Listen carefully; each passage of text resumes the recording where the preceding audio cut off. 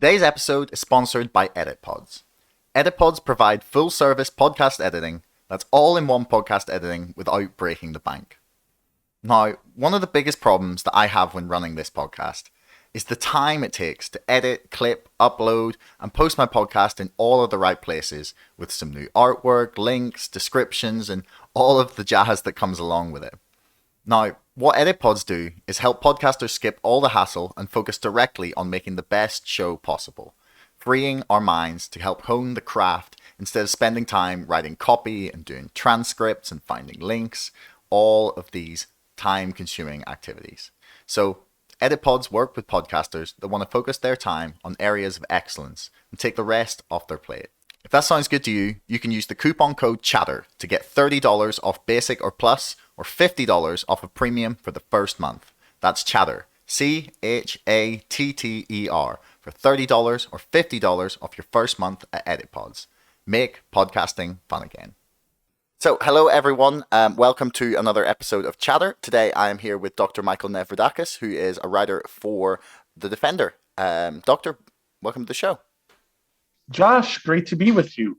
No problem. Do you mind if I go with Michael? Dr. Nevradakis seems a bit formal. Is that all right? Michael's fine. Okay, wonderful. So, I first came across your work when I read a piece from yourself that was actually, it had been posted on a GameStop related subreddit. So I'm writing a book about the GameStop community and all the things that have happened since then. And they talk a lot about sort of the quite possible pending economic collapse, and therefore, this had come across their desk.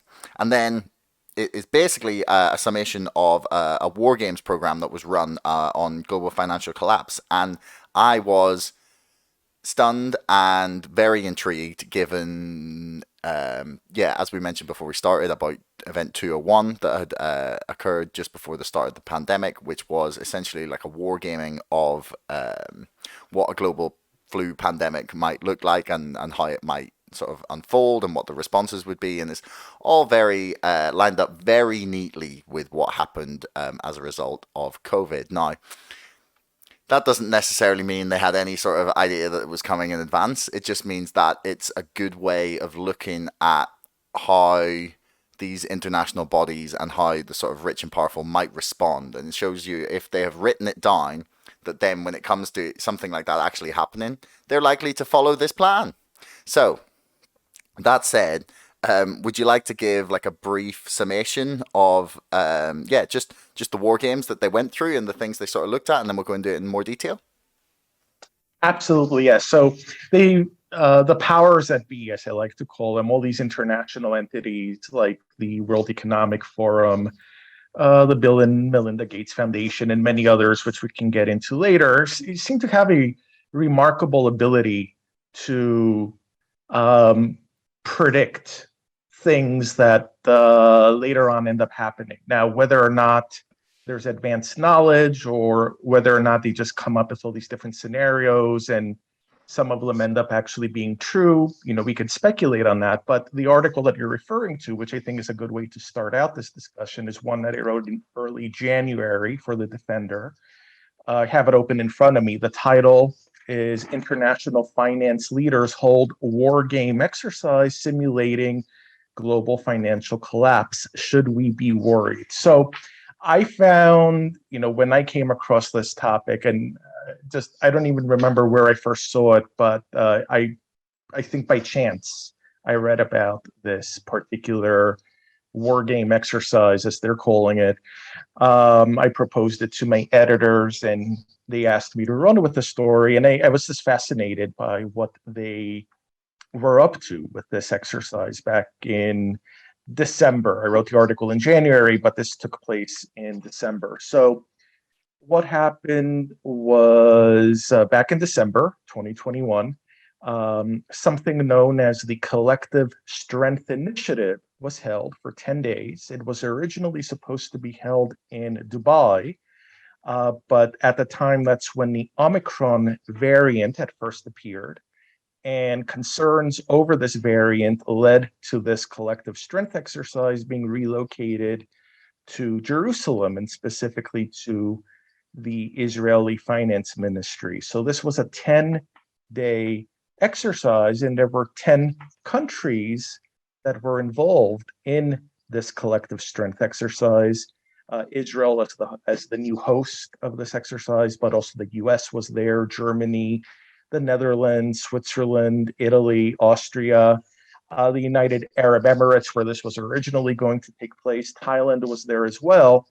And then some major international actors were also there. So they included the IMF, the International Monetary Fund, the World Bank, and also the Bank of International Settlements.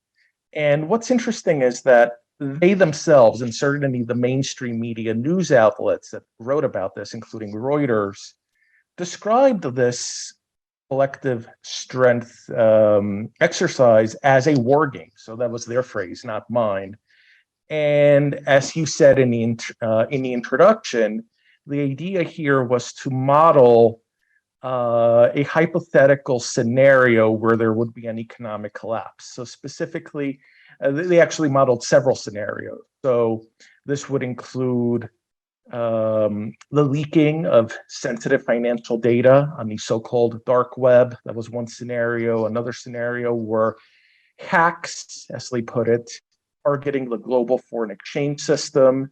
And then in the aftermath of these sorts of hypothetical scenarios, what would happen in case there were bank runs, people running to the banks to get their money out, and what they described as market chaos that would be fueled by so-called fake news. But that was just one component of this exercise. It didn't really seem to actually be so much about simulating these potential cyber attacks or these potential attacks on the financial system, but there was a very big focus on strengthening what they called global cooperation in the financial sector and in cybersecurity. And part of what was discussed in relation to this included things such as multilateral, multi-nation responses to a hypothetical global financial crisis, and such things as a coordinated delinking from major currencies, grace periods for debt repayment on the part of various nations. And anyone that's listening to this may begin to see that some of these things are sounding very familiar in light of more recent developments in the global economy. So this appeared to be the main thrust of what took place back in December with Collective Strength. Okay, so I think what would be interesting actually would be to sort of go into some of these like scenarios that they've laid out as to like things that you've pointed there in the article, like the hypothetical large scale attacks in the financial sector, the leaking of financial data in the dark web. But most interestingly, I think the one to start with is the bank runs, because that's the thing perhaps that like people would be most familiar with, and the thing that's like looks like it may already be starting to happen in China. So when we talk about bank runs and market chaos fueled by fake news, to me this sounds like bank runs and market chaos caused by the truth. And the similarities between the way they talk about this, like this, every chaotic scenario now, or every plan seems to be started by laying out. It's like, okay, so here's how we counter people saying the wrong thing. Like, why do you like? Is it because these events are just like the perfect reason for people to just clamp down on any sort of like countervailing, like anti-mainstream narrative, or you know, in many cases, the truth? Well, that countervailing narrative, as you just described it, Josh, oftentimes the euphemism they use for it is fake news. Or disinformation or misinformation. And in some of the other articles that I've written in recent weeks for The Defender, I've covered some of those issues as well, including fact checking entities on social media and how they're oftentimes connected to these same entities that are coming out and doing these exercises and making these incredible predictions about what's going to happen, either in terms of a new pandemic or in terms of some type of financial collapse or bank run, as we're discussing now. You mentioned China. I had come across rumors maybe about a week ago or so that something like that was happening in Russia. I haven't heard anything more about it since, however, but sometimes even the rumors are enough to create enough, let's say, fear and concern on the part of the public that could, under certain circumstances, actually create a bank run in some part of the world. And what's also interesting is, the timing of our discussion. We're talking right now on July 6th. It was July 5th, 2015, so almost exactly 7 years ago, that here where I am right now in Greece, there was a referendum held, which the simplistic way that the media presented it as was a referendum to essentially stay in the Eurozone or leave the Eurozone, even though that was actually not what the referendum was asking. It was essentially a referendum that had a very long, convoluted question, which boiled down to, do we accept this package of austerity measures that have been proposed to us by the IMF, also involved in collective strength, the European Union and the European Central Bank, or do we reject this package of proposals? So these austerity measures would have meant more cuts to salaries, to pensions, to social services, to the welfare state, and so on. More reductions in government spending, and this was already with Greece being about 5 years into a major economic crisis. So this referendum created a lot of market concerns, and there were fears of a bank run. Now, how likely a bank run actually was, I am not sure. But I think sometimes if the media create a climate where they keep referring to this as a possibility, and as you see I have a guest with me here. um, if they sort of create this environment by constantly saying, oh, there's going to be a collapse, or people are going to start running to the bank to get their money out, it can either create an environment where such a bank run will take place, or, as what actually happened in Greece back in June of 2015, they imposed capital control on the banks, supposedly to prevent preemptively a bank run. So you could only withdraw from a Greek bank account, from an ATM, or even from going inside to the teller at the bank, 50 euros a day. So this created massive problems for people that needed to get money out of their bank accounts, and they were not able to do so. So you could imagine how difficult it was to make big purchases back then, for Yeah. instance. And there ended up being lines at the banks, but it wasn't so much a bank run as much as, because people were limited in what they could get out every day, they had to keep going back to the ATM if they needed more money. So there were lines, there were queues at ATMs all over Greece in June and July of 2015. There was no actual bank run, though, but they created these conditions of instability and fear. So something similar could be done again, and it could be done not just in Greece, but in all sorts of different places. And I think what we've been seeing in the last few weeks and months, with inflation, with oil and gas prices, with food shortages, or at least the media talking about food shortages, with the Ukraine and Russia, all these events are coming together to create a climate where there is indeed a lot of economic instability. And in such a climate, it wouldn't surprise me to see,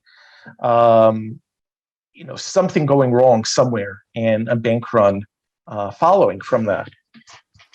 Yeah, I mean we're in a concerning position. I mean, for people that don't understand what a bank run is, maybe it's worth mentioning that it's basically when everyone thinks the bank has no more money and they go to take all the money out because they're like, shit, what if the bank goes under? I better get all my money out.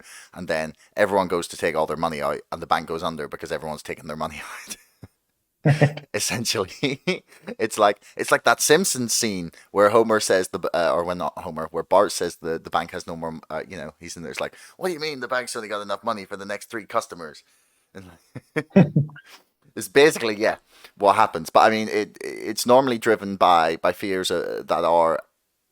It never gets to the point of a bank run until like there's actually like a problem generally, and at which point they somehow blame the people for wanting their money, after bankrupting themselves. But anyway, the thing that I wanted to actually ask about Greece here, because I kind of thought we'd get into this topic. And yeah, so I a lot of my sort of understanding of the IMF and of some of these like large financial institutions is basically shaped around Naomi Klein, essentially, and her writing about the IMF and about people like Jeffrey Sachs, and people who, yeah, just these large financial institutions that seem to be outrageously powerful, to the point where you can't say no to them. They it's like, take this loan or that's it. Like they did it in a lot of countries, like, who were in the former Yugoslavia, with a lot of countries who were trying to recover, in the post-Soviet world. And they basically, like, they write their list of demands, which a lot of the time tends to be like opening up their natural resources to, yeah, be plundered by massive international firms, quite often American. But Greece, like, voted no. Like, it went to the referendum, um, and Greece decided, no, we don't want to take this bailout package. And then, like, days later, you just did anyway. And like, what is it like to be? Were you in Greece at that time, or at least, like, do you know what the sentiment was? It's just like, okay, so you've elected a government on the basis that you don't want to put up with this. They've negotiated. They've, put it to a referendum. The people have spoken. They're not gonna, like, they don't want to be held to ransom by these massive, unaccountable in many cases, like, global financial institutions. And then they just capitulate to them anyway. Like, what does that feel like in Greece, or as a Greek? It was awful. And I was in Greece in the summer of 2015, before, during, and after the referendum. So I saw the whole issue transpire from beginning to end. And I had written some articles about it back then, and they're published on various sites. Even before the referendum, in a couple of the pieces that I wrote, I essentially, one could even say, predicted that this referendum, even if no passes, and I was saying that it would, at the same time that the media and the mainstream polls were saying, oh, it's neck and neck, or yes is ahead of no. I think everyone that was actually in Greece and didn't have a vested interest in saying something that was the opposite of reality, Yeah, understood that no would win, and no did win. It was 61 point something percent in favor of no, and rejecting yeah, the austerity proposal. And like you said, the same government, which was a government that was elected to stand up to the IMF and the European Union and the European Central Bank and all of these different bankers, yeah, capitulated. They ended up agreeing to a very similar agreement. It wasn't the exact same one, so they could say, "Well, you said no to this proposal in the referendum, but we did a different one." So um, I had written ahead of time that something like that could happen, because the question that was on the ballot in a referendum was so convoluted, and it was so specific to this one proposal, that it kind of was open ended. Okay, so you reject this proposal, but it doesn't say what happens next. It doesn't say no, and we will leave the Eurozone, or no, and we will leave the European Union. It was just, we rejected. Okay, what follows after that? No one was told. And the government wasn't coming out to tell the people, if you vote no, these are going to be our next steps. There was nothing like that. So everyone was very excited when not everyone, but obviously with 61 point something percent, most people were very excited when no prevailed. If nothing else, because the entire media ecosystem in Greece was in favor of yes, just as they were in favor of all of the austerity measures. Funny that, isn't it? And yeah, they were, to use a word that's come up again during COVID times, they were in lockstep. They were all saying the same thing. There was no counter narrative in the media of any significance. So this includes TV, it includes newspapers, it includes websites. So the government came back within a week or two and agreed to a new set of austerity proposals. It became the third memorandum or the third set of austerity measures that Greece implemented, and those measures remained in place for several years afterwards until the crisis officially, in quotes, ended Hmm. around 2018, 2019, even though in reality, Greece is still under IMF and EU and European Central Bank oversight Wow, I didn't until know that. around 20. Oh, yes, yeah, until 2060. And What? of course, a lot of the 20, damage, 2060? 2060, yes, so What, like, is, 38, yeah, yeah. 38 years from now. What the Um, fuck? So they could just, are they just like, hang on, are they just like in charge of Greece? Like, if they don't like some like economic policy that Greece is like implementing, well, can they just be like, no? essentially, that's what they can do because they can review proposed budgets, proposed spending. In other words, Greece doesn't operate as a sovereign or autonomous country. It really didn't even before all of this, but it's kind of even more official now. And that's in addition to all of the damage that was done by all of the austerity packages that came in from all of the different governments, because so many important Greek assets were sold off to private companies that were usually not Greek. So whether we're talking about major airports, highways, airports, harbors, all sorts of other strategically important sites around the country, public lands, and so on. They were sold, and they were sold at ridiculous prices. For instance, the National Railroad was sold for about 40 million euros, and they're getting state money on top of that. So essentially, you could say that the company that got them, which is from Italy, essentially got it for free because they're getting money back from the government as well. You can buy a luxury yacht for more than 40 million euros. So just ridiculous terms. The Chinese purchased Greece's largest harbor, which is also one of the largest ones in Europe. A German company, which actually belongs to the German state, purchased over a dozen airports in Greece, and actually airports that are in some of the busiest tourist locations in the country. So they're very lucrative airports. So all of this is money that is not going to the Greek treasury anymore because these assets belong to private hands. So this is where you mentioned Naomi Klein and those types of people that had written about this sort of disaster capitalism. Naomi Klein was visiting Greece a lot back in the 2013, 2014, 2015 era.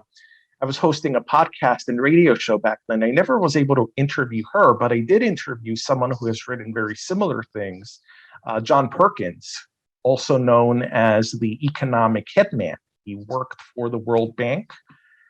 He quit and he came out with this book about a decade or so ago called Confessions of an Economic Hitman, explaining how international financial bodies like the World Bank operate. And it's exactly what he said before, Josh. They go in and they basically dictate terms to cash strapped governments, and oftentimes very corrupt governments as well. And they tell them, we are going to bail out, supposedly, your country will give you $1 billion or whatever.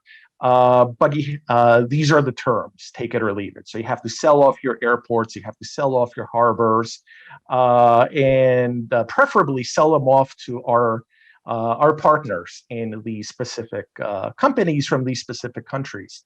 And then, as you can imagine, oftentimes corruption takes hold in these sort of deals as well, kickbacks, all sorts of things like that going on as well.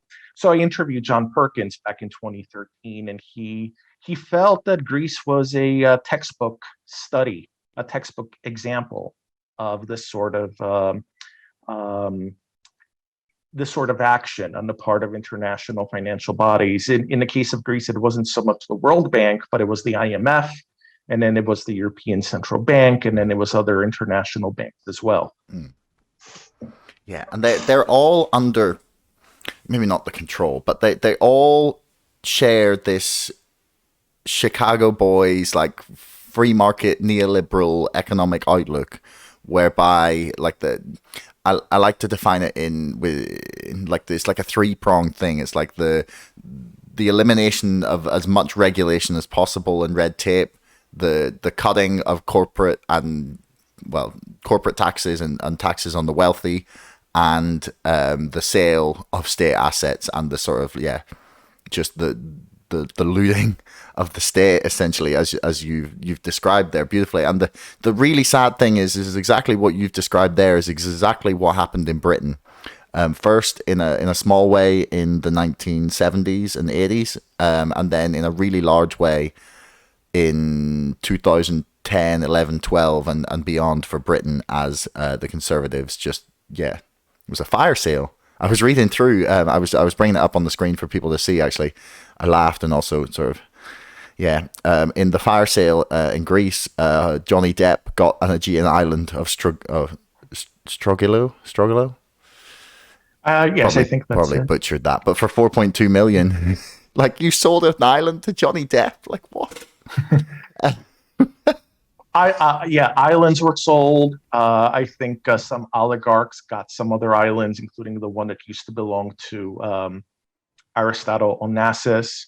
Other celebrities came in, and if they didn't buy an entire island, they at least bought large homes and large pieces of land on various islands. Like Tom Hanks is one example. His wife is Greek American, by the way, and then Tom Hanks got Greek citizenship as well. Oh, very nice. Which is interesting because there's people of Greek descent that live overseas. I was one of them because I was born and raised in New York. And even though Greece has a law that says even if one of your great grandparents was Greek, you qualify for citizenship, actually getting it usually involves an unbelievable bureaucratic runaround. So that was not the case for Tom Hanks. He got citizenship immediately, and then it goes into all sorts of other areas as well. Like I'll give a quick example. Right now, in the last few days, there's been major forest fires, which happens practically every summer. It's very sad. It's very unfortunate. Probably the worst kept secret in Greece is that most of these fires are deliberate. This was certainly the case last year. There were these huge fires outside of Athens and in some other parts of the country. And after last year's fires, the government said that they're going to revamp their entire strategy to, plan for and fight forest fires, and will get new planes and helicopters that will, help in the fight against these fires and drop water and fire retardant from above and all of these things. And they brought in a new civil protection minister from Cyprus, who was not a Greek citizenship. He got Greek citizenship overnight. And he's barely been heard from since. And these new fires occurred in the past week or so. One of them actually very close to where one of last year's major fires were. If you ask me what he said about these incidents in the past week, I wouldn't know because I haven't seen his name mentioned anywhere. But he's there. There's no resignations in Greece. These things happen again and again. And because you were asking me before about the mood in Greece, specifically, in 2015 after the referendum, well, the mood is very similar now. The people in Greece are essentially defeated. It's painful to say this, but it's true because they're numb to everything. They were protesting. They're not protesting anymore. They're not protesting this, at the very least, awful fire management. to not say that anything more nefarious is going on. They never protested what were the strictest COVID measures in Europe, some of which are still in place.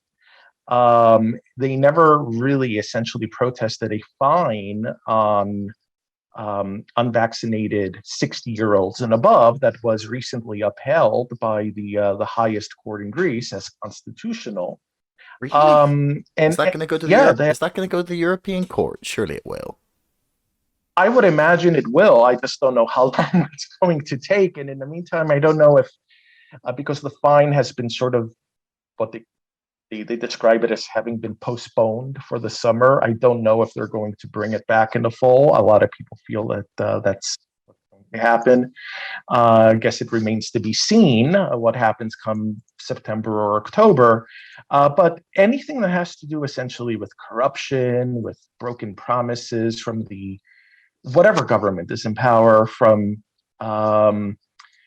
these sorts of privatizations, from a poor economy, from high unemployment, from low wages, energy prices, which are insane in Greece.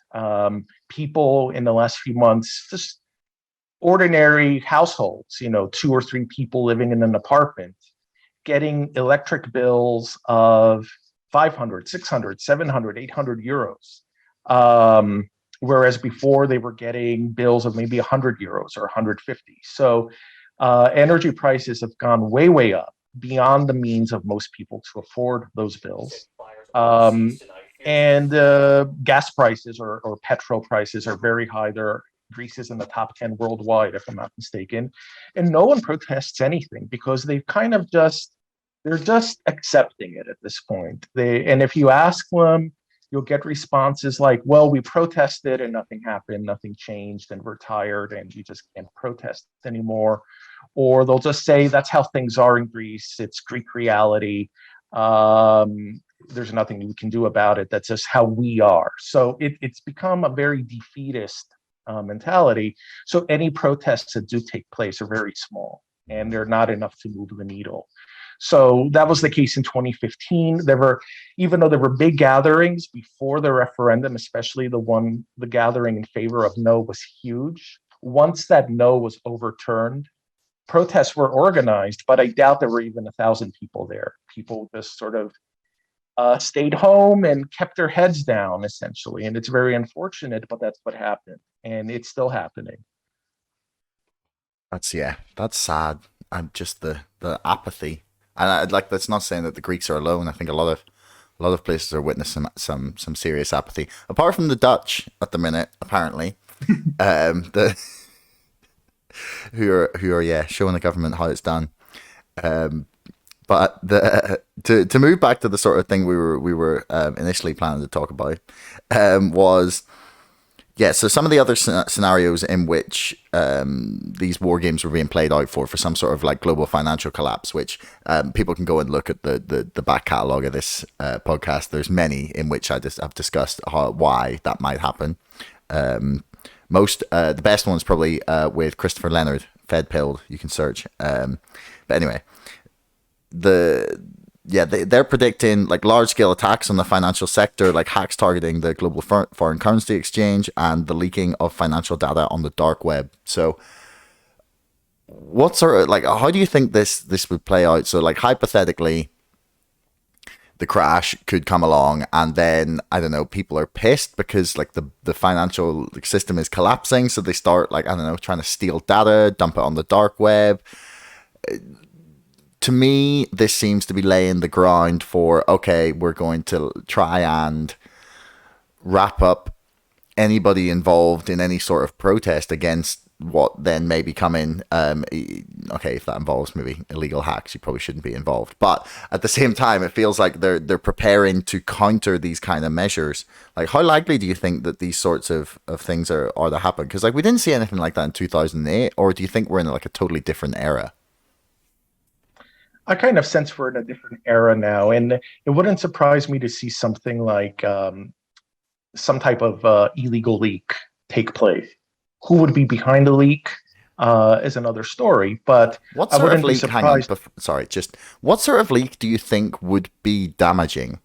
because like anyone that watches this show regularly will know that the the House committee that was called together after like the meme stock event of last year delivered their report, in which it basically is 277 pages of confession about how the financial system is broken, corrupt, fraudulent, and that they're not going to do anything about it.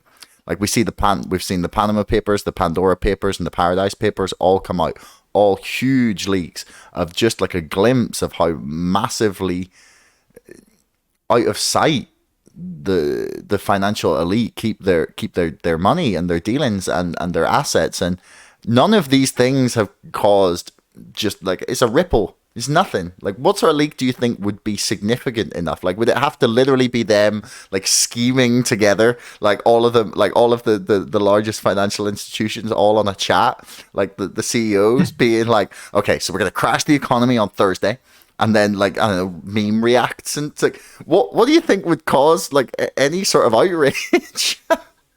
That's an excellent point, Josh, and I'm glad you brought it up. And as ridiculous as it sounds, and it almost does sound like a joke, I think anything short of like a really, really big smoking gun like that, where there's like a recording or some type of document that basically lays out as explicitly as possible some kind of really awful plan of theirs for either having to do with the economy or something like COVID or something else. I think short of that, people are numb.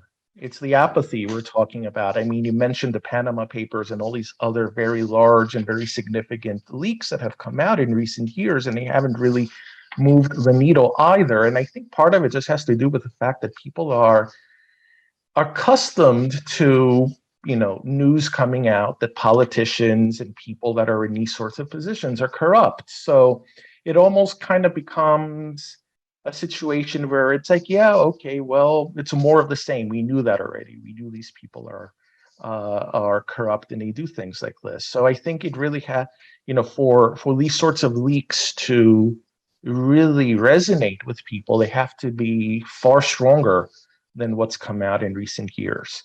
And even then, we'll have to see how people actually react, because, I mean, who knows, really? The point I was going to make, though, is that let's say something like this comes out, or even let's say it's something kind of similar in some ways to the Panama Papers, but maybe it has less to do with like offshore bank accounts and things like that, and more to do with planning and scenarios that they're involved in some way. Well, I think in a situation like this, it wouldn't surprise me to see governments and private entities like telecommunications providers, internet service providers, clamp down on the spread of that information. It could very easily be classified as fake news, as disinformation, as information that's dangerous in some form or another for society, and dangerous to sort of be circulating.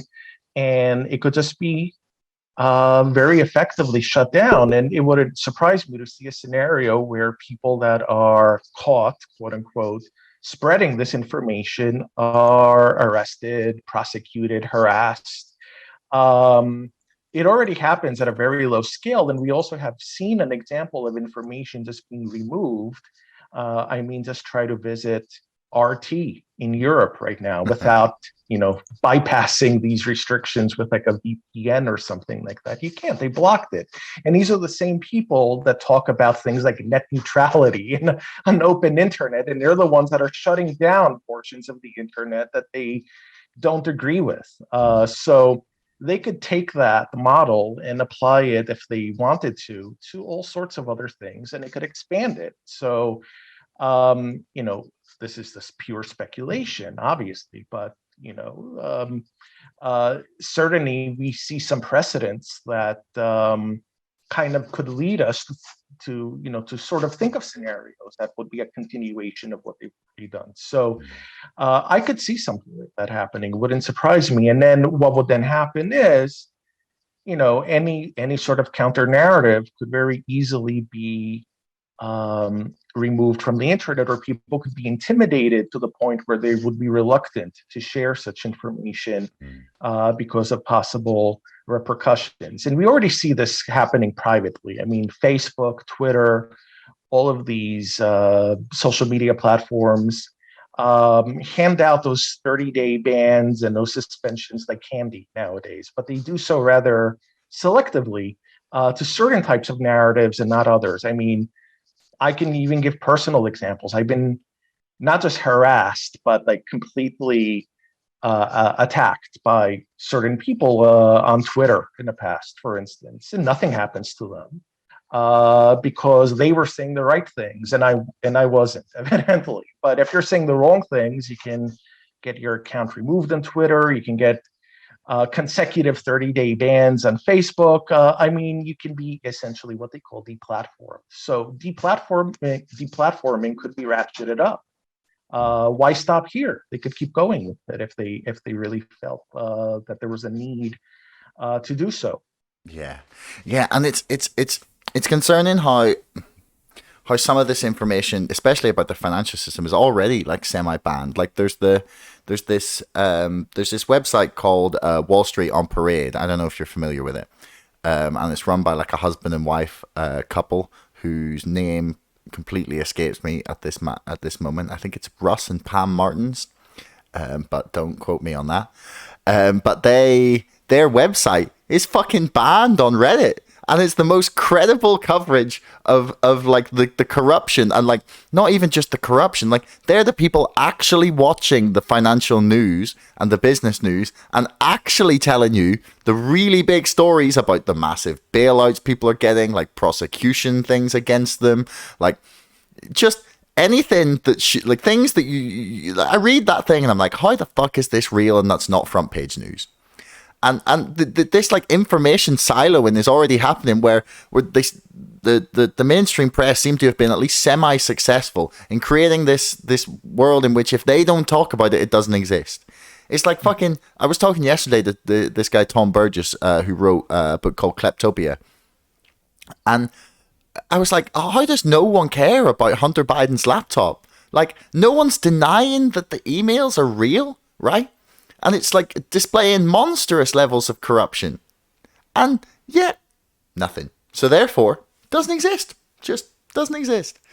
And like, it really makes you wonder about like where the fuck we're going with that world. But like, I wanted to move like a little bit towards some of your other writing that you've done recently, mainly about sort of like the future of education and the metaverse and virtual reality, because like that I find really fascinating, because there was a period in my life in which I would have thought that sounded fucking cool, and that using AI to like improve education sounded brilliant, and that like the metaverse like sounded cool as fuck. It's like, oh my god, no way! It'll be like that Futurama episode where they go into the internet. And then the more that I've seen, namely the World Economic Forum, very, very keen on this idea, has made me very skeptical. So do you want to maybe like talk a little bit about some of the articles and the stuff you've written about, like basically what their vision is for education in the future and why they see the metaverse as being such a huge thing, and then we can maybe talk a little bit about it. Absolutely. And as far as the metaverse goes, I've written a couple of articles about the topic recently for the Defender. Yes, I'm currently pulling them up so people can see them while you're talking. Right, and I get the sense that even these two pieces, even though they were fairly comprehensive, are actually only scratching the surface, because they focused on specific aspects of how entities like the World Economic Forum are foreseeing the future, so specific education, for instance. So if we look at what the World Economic Forum and its participants at their annual meeting this year, which was in late May, what they were saying about the future of education, well, they foresee a future of education, first of all, that will be heavy on artificial intelligence, on virtual reality, on essentially teaching tools that will be based in the metaverse in one form or another. And in some ways that may sound very cool, and it may sound like something that is sort of just going to move education systems forward into a rapidly changing future. But I think just as with anything else that's technology related, um, there's good ways to apply new technological innovations, and there's not so. So the WF is sort of using these examples in the reports and papers and articles that it's writing about this topic to sort of say things like, well, schools, even before COVID, were underfunded. A lot of schools are unable to provide things like laboratories where students can do hands-on work and learn in a hands-on sort of way. So the solution, according to the WEF, is not to provide better funding to these schools so that they can offer this sort of learning in these sorts of laboratories. Their solution is to instead take that money and in fact take very significant sums of money and invest it in AI and VR virtual reality technology for schools.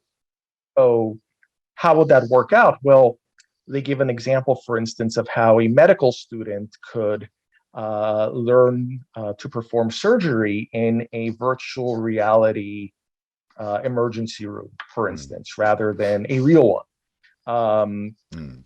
Or some other student could be introduced to, I don't know, some type of workshop in a virtual form rather than having to access a real workshop to learn how to, I don't know, do build things with wood or whatever. I'm just coming up with Yeah, yeah. a random Yeah, just example doing over here. So like complex and expensive like practice things that aren't like naturally like very available. Like you can't like and it's bit like this isn't like a horrible idea to me. It's because like like your flight simulators, right?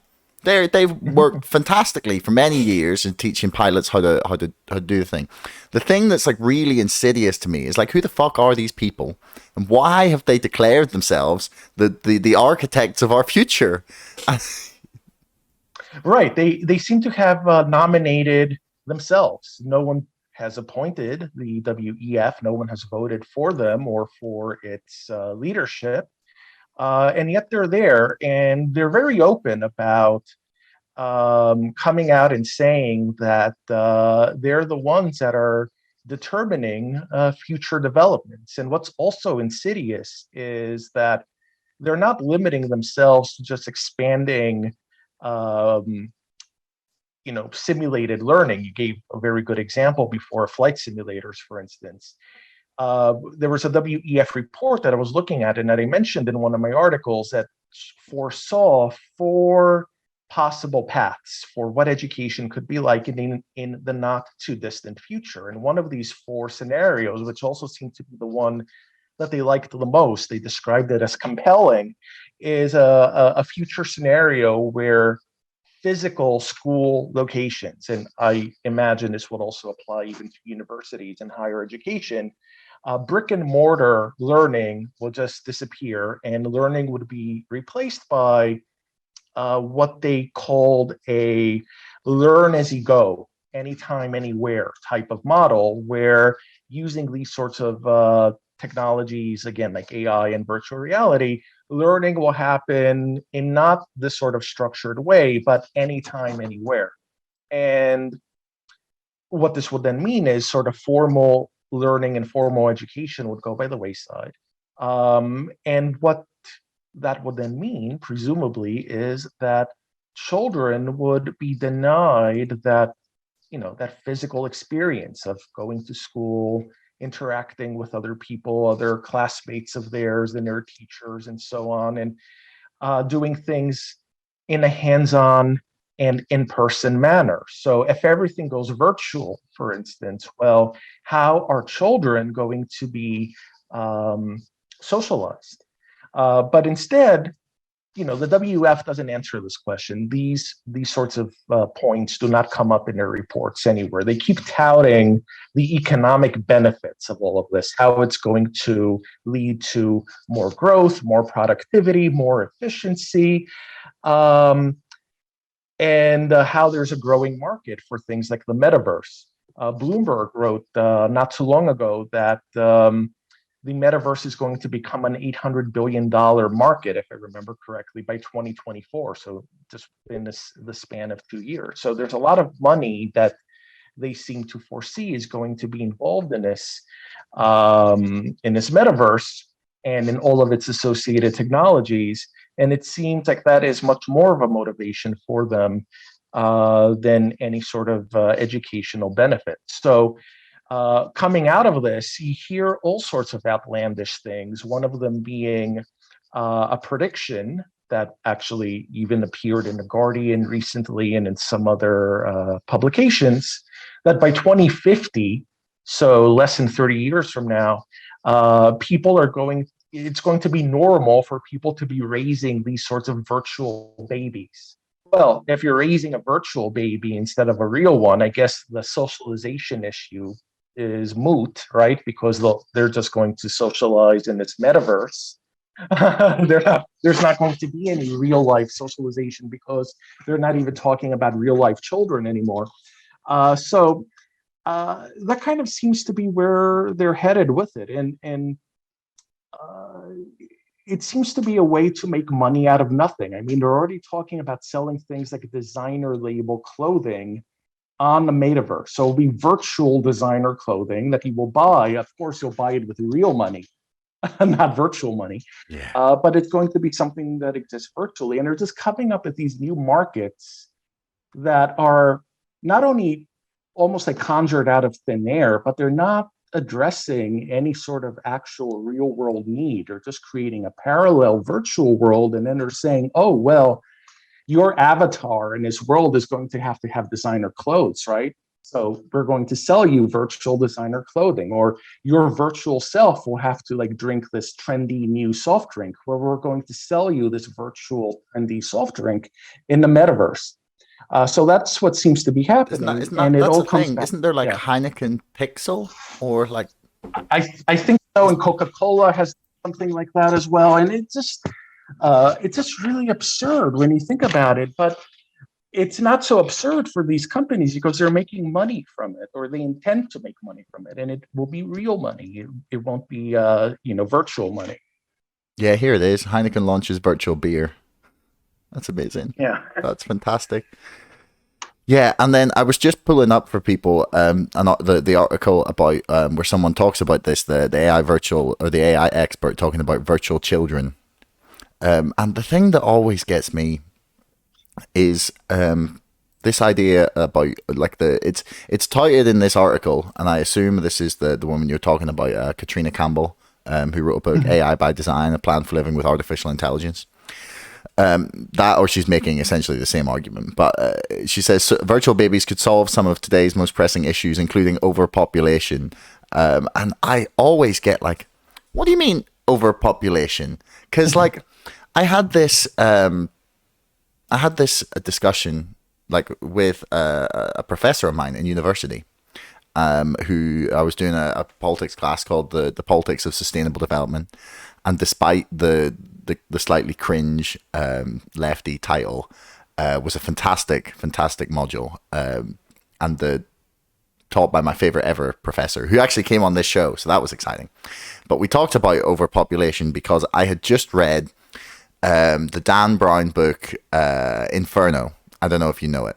It was turned into a film. I don't know, like 5 years ago, something like that. Anyway, basically the main villain in it is he believes that humans are the scourge of the earth, that we are the virus, that we are the cancer on planet Earth, and that he wants to create some sort of bioweapon that will like seriously reduce the population because we are the cause of all of the Earth's ills. And I read the book and was slightly concerned that maybe he had a point. I was like, holy shit, like, is there too many people? Like, because I never really liked the idea of saying there's too many people, because that seems a bit like, okay, so who do we kill? Like, do you know what I mean? Like, if you're gonna say that that's the problem, like the next logical question is like, right, okay, what are we gonna do about it? And then that gets real murderous, like real fast. So I never liked that question, but I was curious as to like whether there was like any sort of, yeah, any fruit in the argument. And from like what I figured out, at least anyway, this was my take, was that like it's going to be fine. Like population growth like levels out as societies become more affluent. We're already seeing like a dangerously like drop off in like childbirths and like fertility in the West, which I mean, I say dangerous. It's just if we want society to continue as we have experienced it, that's the only option is like have enough kids or like get everyone to move here. It's like one or the other, but that's still like a big change for a nation. Like you got to do something about it, or you're gonna become Japan, where you've got this rapidly aging, monstrously huge old population. But anyway, the main conclusion I came to was that it was fine. You know, the will be sweet. Like just as we make things more efficient, which we inevitably will, for just because humans are humans, and as long as nothing goes like absolutely monstrously wrong, we'll continue to make things more efficient and use our resources more efficiently, and then it'll be fine. Was the conclusion I came to, at least anyway. It's not like we're going to be clamoring for like the last patch of land as like the population becomes so untenable. So why do you think this is such an issue for people who have the resources to not give a fuck? Like why are the rich and powerful always seem to be the ones obsessed with there being too many people? That's a good question. And I think a lot of it may just have to do with control. The more people there are, uh, they may feel that it's just more difficult to ensure control over larger populations. Mm. It may also have to do with the efficiency that you mentioned. One of the buzzwords that's been going around for the last couple of years, or one of the catchphrases, is the fourth industrial revolution, sometimes known as the Great Reset. And uh, a lot of what is part of this fourth industrial revolution in this Great Reset seems to have to do with automation, with making various industries and various productive practices more quote unquote efficient, to the point that in many cases there will not be actual humans involved in that process. It'll all be done by machines and robots and so on. Um, so they may feel that they just don't need as much labor, or as they sometimes call us, human capital, as they did in the past, because the factories of the future, as they imagine them, will be very different from the factories of the industrial revolution, with workers toiling away and then sort of being cogs in this machine working on the assembly line. Um, if they do away with those people, those laborers, because they have different productive processes in place, then another phrase comes into the picture, which has been heard a lot over the last couple of years: useless eaters. And I think that's the mentality that with which they see a lot of a very large percentage of the population. If they're getting rid of more and more manual jobs, and it can be done automatically through various new technologies and automation, well, the people that are left, in their eyes, may just be useless eaters. There won't be jobs for them, but they're going to be there. They're going to have to survive, right, and eat food and live in some sort of dwelling somewhere, right? So some wealthy people and some people that are involved in these sorts of things like preset and so on, may feel that large portions of the population will end up becoming redundant.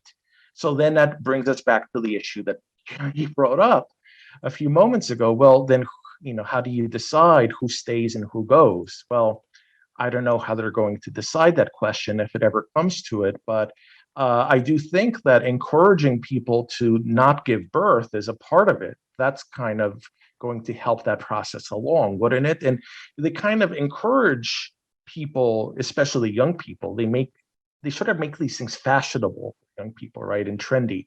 So they encourage them to not have children, and they dress it up in a way that makes it seem like either it's appealing or it's something that will be good for the planet, good for the environment, right? So I actually have heard a lot of young people say, "Oh, I'm not going to have children because I'm worried about the future of our planet and living a sustainable life and these sorts of things." So they've kind of gotten it already into the public consciousness, and especially in the younger generations, that they're doing a good thing by not having kids or having no desire to want children. So, when it comes down to it, it's a personal choice whether for the family or not. But I think what's happening now is when something becomes fashionable, trendy, or when it becomes encouraged, quote unquote, by people that supposedly know better and that are telling you, oh, this is, we have too many people in this world and we need to cut down, then it's not so voluntary. They may not be putting a gun to your head and telling you don't have kids. They may not be legislating against having children, but there's kind of a soft power at play that is sort of getting this into people's consciousness, Yeah. that having children is a bad thing. And then, a lot of people will change their behavior accordingly. Yeah. And I think the cost of living and the cost of raising children and surviving, like as wealth and income inequality like continues to increase, especially with inflation at the minute, it means that like people aren't in the sort of steady, stable, prosperous position in which they think, okay, now I can start a family, even if they're in like a couple already, and that was sort of their plan. Like the uncertainty of the situation and the last few years and the turmoil and the increasingly like strained budgets that people have means they're more and more unlikely to have kids as well. I think people maybe like don't like take that into account as well. Although one could argue that was somewhat planned, but we'll not go there.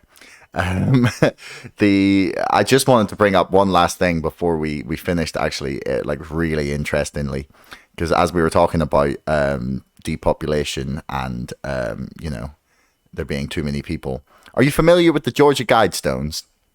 Yes. Someone has Yes, I bombed am. the Georgia Guidestones.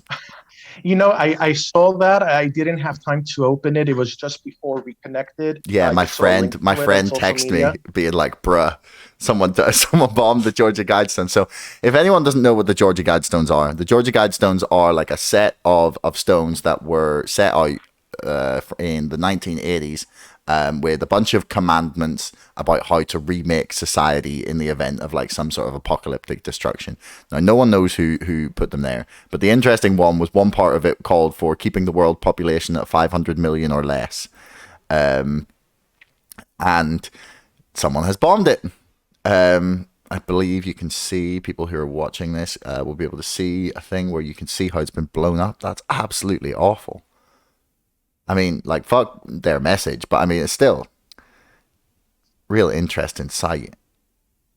Kind of sad that someone Right. And decided to bomb that it. in right. And this was certainly news that caught me by surprise, even if I didn't have time to actually open up any stories about it. Yeah. Are Uh the New World Order police not yeah. watching? Like, are the FBI not, like, do they not have cameras? Come on, guys.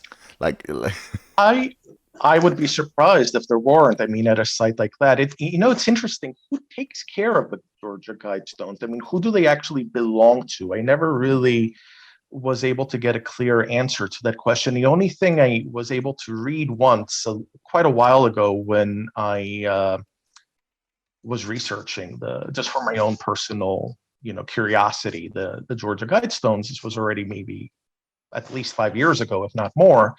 Was that the name had actually been trademarked soon after they were erected in the early 1980s. And I think the trademark belonged to the individual that had gone to the, uh, had basically placed the order for the Guidestones to be carved.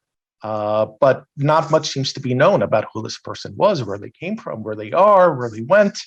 The whole thing is just so hush hush and vague. And of course, that fuels all sorts of speculation as to who's behind it, and for what reasons. Yeah, because the commandments are written in I think many different. Well, they are definitely. I couldn't think in 8 different languages. I was just putting up some photos there for people, and yeah, it's a really fascinating thing. Apparently, Candace Taylor, who's a candidate for the Republican nomination for governor of Georgia, made the destruction of the Guidestones one of her campaign pledges, claiming that they were a satanic evil. What a legend. Interesting. I love people who are just unashamedly, they're just like, this is what I believe. Deal with it. It's brilliant. Well, I think in times like this, when rhetoric goes to one extreme, then it's like what do we say? Expect an equal but opposite reaction. People are going to go in the other extreme in response to that. So this may be an example of that. Anyway, Michael, we've blasted past an hour here, so I would love to thank you for your time. I'm sure you're a busy man. This has been a really fun chat. Is there anything of your work that you would like to direct people towards to check out if they're listening? Well, as I mentioned at the start, I write regularly for The Defender, which is published by Children's Health Defense. So the website for that is childrenshealthdefense.org/defender. So all of my articles are there. I typically write about 3 times a week. So you could see my work, and there's other excellent writers at The Defender as well. You could check out their work as well.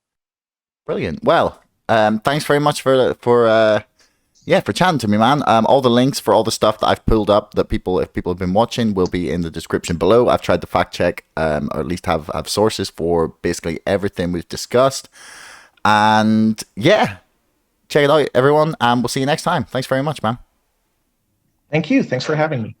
Thanks for making it all the way to the end of the podcast. If you want to leave us a comment, that would be awesome. Please like, share, subscribe, and if you're listening on Apple, please leave us a review. Until next time, thanks for listening.